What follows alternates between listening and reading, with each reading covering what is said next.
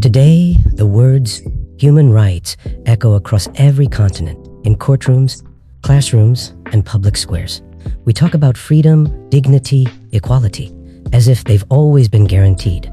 But these ideas are newer than we often realize. Born not in peace, but in tragedy. The story of human rights is a response to centuries of oppression, injustice, and war. To understand where human rights stand today, we must first ask, how did we get here? From the ancient philosophies of justice, through the global chaos of 2 world wars, to the signing of bold international declarations, this is the story of how human rights moved from moral aspirations to global commitment. Welcome back to City Education, your channel for education in all forms, shapes, and sizes. Let's get to it. More by looking at the early developments of human rights. Now, long before the modern human rights movement, the idea that people are entitled to certain freedoms was already taking root. Ancient philosophers like Aristotle and Cicero spoke of justice and natural law, which were principles that transcend governments and kings. But it wasn't until the Enlightenment that these ideas began to sharpen. Thinkers like John Locke argued that individuals possess inalienable rights to life, liberty, and property, not granted by rulers, but inherent by nature. These philosophies laid the foundation for transformative political documents. England's Magna Carta, limited the power of the king, declaring that even monarchs were subject to the law. In 1776, the American Declaration of Independence boldly proclaimed that all men are created equal, which was a revolutionary idea at the time. Then, and in 1789, amidst the turmoil of the French Revolution, the Declaration of the Rights of Man and the Citizen enshrined freedom, equality, and the resistance of oppression. These early developments didn't create human rights as we know them today, but they sparked a powerful idea that people everywhere, simply by being human, are entitled to protection from tyranny. Now let's look at World War I and the League of Nations, which was the first attempt at global order. The First World War devastated much of Europe. Over 16 million people were killed. The horrors of trench warfare and chemical weapons shocked the world. In the aftermath, nations came together for the first time in the form of an international peacekeeping body, the League of Nations, which was established in 1919 under the Treaty of Versailles.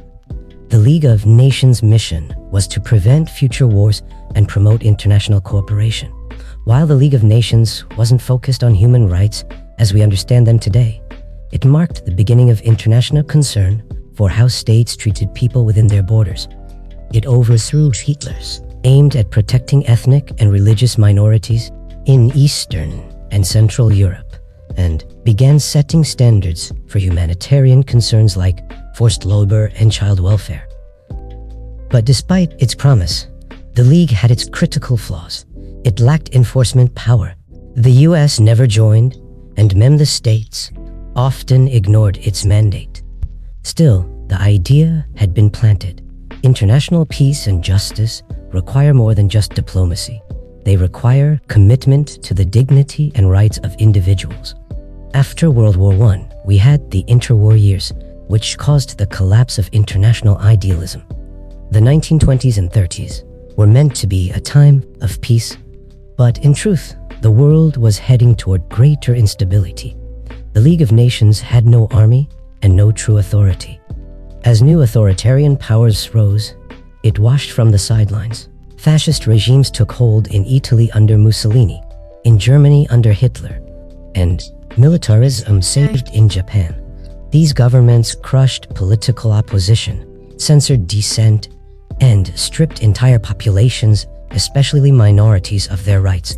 The Jewish people in Nazi Germany faced escalating discrimination through the Nuremberg laws. Political opponents were sent to concentration camps. Japan invaded Manchuria in 1931 with impunity. Mussolini invaded Ethiopia in 1935 using chemical weapons against civilians. The League condemned these actions but did nothing meaningful to stop them. The Losum was brutal. Without enforceable protections, ideals are powerless. Human dignity could not be bestowed through good intentions alone. This all led to World War II and the modern human rights movement, from horror to hope. World War II brought devastation on a scale the world had never seen. Over 60 million people died. Civilians were targeted as never before. At the heart of the horror was the Holocaust, the systematic murder of 6 million Jews and millions of others deemed undesirable by the Nazi regime. Roma, the disabled, political descendants, and more. These atrocities were not just acts of war, they were crimes against humanity. In response, the Allied powers justice at Nuremberg, leading Nazi officials were prosecuted for genocide, war crimes, and crimes against humanity. For the first time in history, individuals, not just states, were held accountable under international law. The message was clear: no one is above the law when it comes to human dignity. The global outcry after the war also prompted world leaders to rethink international cooperation. In 1945, representatives from 50 nations met in San Francisco and adopted the Charter of the United Nations. Its preamble vowed to reaffirm faith in fundamental human rights and to promote social progress and better standards of life in larger freedom. Thus began the modern human rights movement, forged in the ashes of genocide and aimed at ensuring that such horrors would never be repeated again. Now begs the question, what are human rights? Through centuries of struggle, war, and injustice, one powerful idea emerged: that every person, simply by being human, has rights. These rights are not granted by governments. They exist regardless of race, religion, gender, nationality, or wealth. They belong to all of us. Human rights protect the core of our humanity, our dignity, our ability to live freely, and to be treated with fairness and respect. They include civil, political rights like freedom of speech and the right to vote. They also include economic, social, and cultural rights like the right to education, healthcare, and decent work. Furthermore, they include group rights like the right to minorities, indigenous people, and refugees. Most importantly, human rights are universal, individual, and independent. This means they apply to everyone. No right is more important than the other, and each right supports the others. Understanding what human rights are is the first step towards defending them. Now, let's zoom into the origin and development of human rights law, from ideals to legal protections. Human rights began as moral and philosophical claims, rooted in religion, reason, and revolution. But after World War II, they took on a new form, which is law.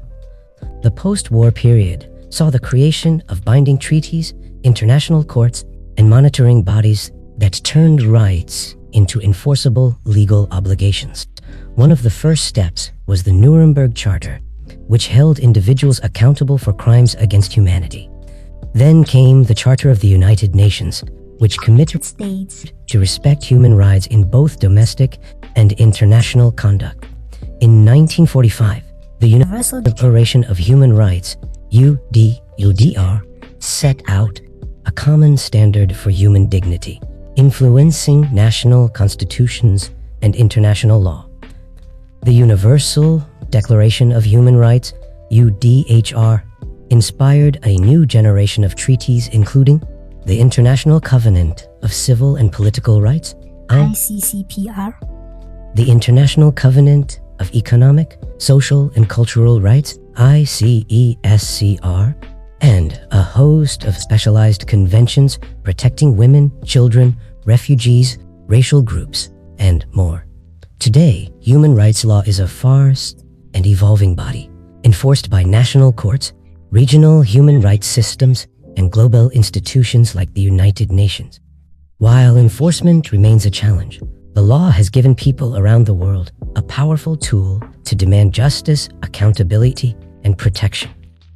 Now let's look at the Charter of the United Nations 1945. Now, as already established, in June 1945, as the world emerged from the wreckage of World War II, 50 nations gathered in San Francisco with a shared purpose to build lasting peace. The result was the Charter of the United Nations, which is a groundbreaking treaty that created the United Nations and set the foundation for international relations in the modern age. For the first time in history, a global agreement formally recognized human rights as the central goal of international cooperation. The preamble boldly declared the United Nations' commitment to reaffirm faith in fundamental human rights, in the dignity and worth and inequality, and equal rights of men and women and of nations large and small. Article 1 of the Charter made the promotion and encouragement of respect for human rights a core purpose of the United Nations. Although it did not define those rights, the Charter created a mandate, a legal and moral obligation for future action. This was not just a symbolic gesture. No. The Charter was legally binding and is legally binding on the nations that signed it. It embedded human rights into the very DNA of international law. The world now had a framework and a responsibility to move from rhetoric to reality. Now, let's look at the Universal Declaration of Human Rights 1948, which is a blueprint for human dignity.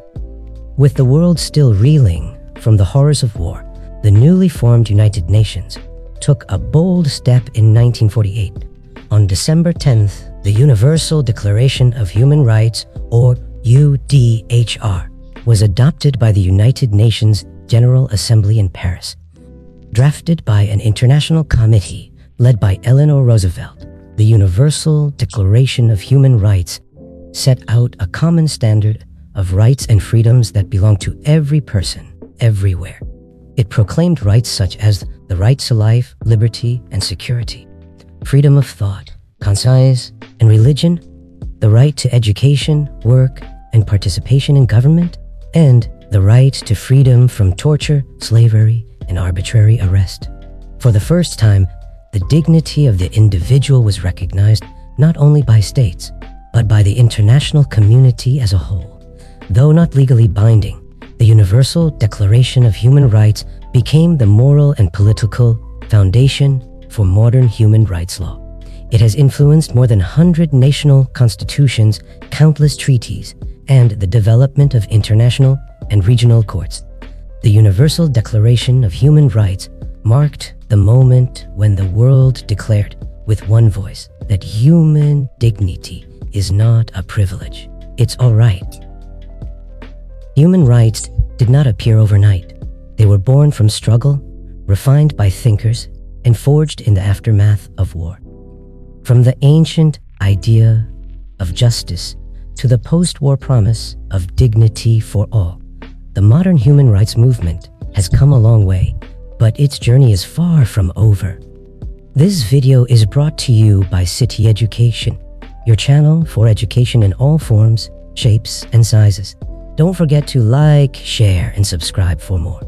This is just an introduction to human rights law. Stay tuned for more.